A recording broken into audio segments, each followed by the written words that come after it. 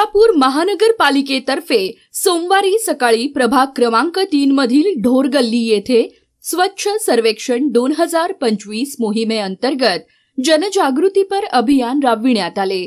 हा अनोखा उपक्रम पालिका उपायुक्त मीना पवार यांच्या मार्गदर्शनाखाली संपन्न झाला।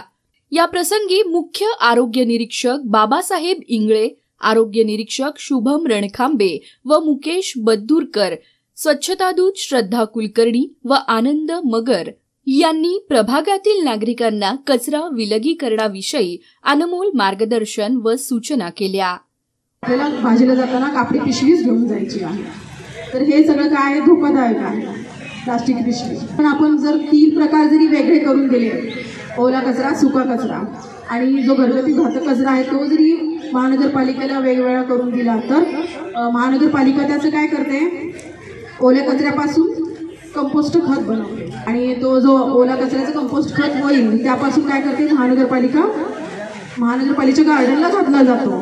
जे आपल्या रस्त्यावरचे झाडं वगैरे असतात ना त्याला घालतात, गार्डनला घालतात। तसंच आहे सुक्या कचऱ्याचं सुद्धा तसंच आहे, ते रिसायकलला दिले जाते। प्लास्टिक असेल, कागद असेल, काच असेल, हे सुद्धा काय केले जाते, रिसायकलला दिले जाते। आताचे जे स्वच्छ सर्वेक्षण चालू आहे याचं ब्रीद वाक्य आहे, स्वभाव स्वच्छता, संस्कार स्वच्छता।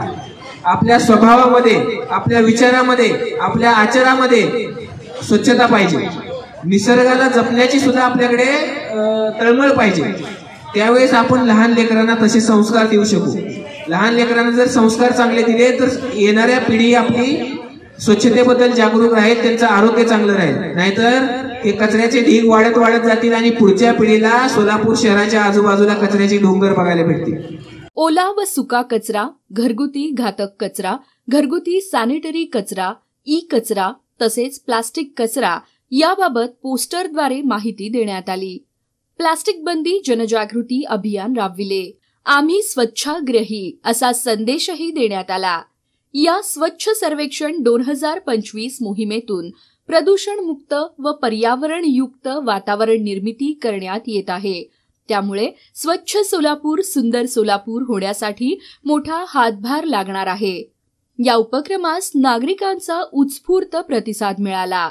या प्रसंगी विनोद भटकर, अनिल भटकर सर आदी मान्यवरांसह प्रभाग 3 मधील ज्येष्ठ नागरिक व महिला भगिनी बहुसंख्येने उपस्थित होते।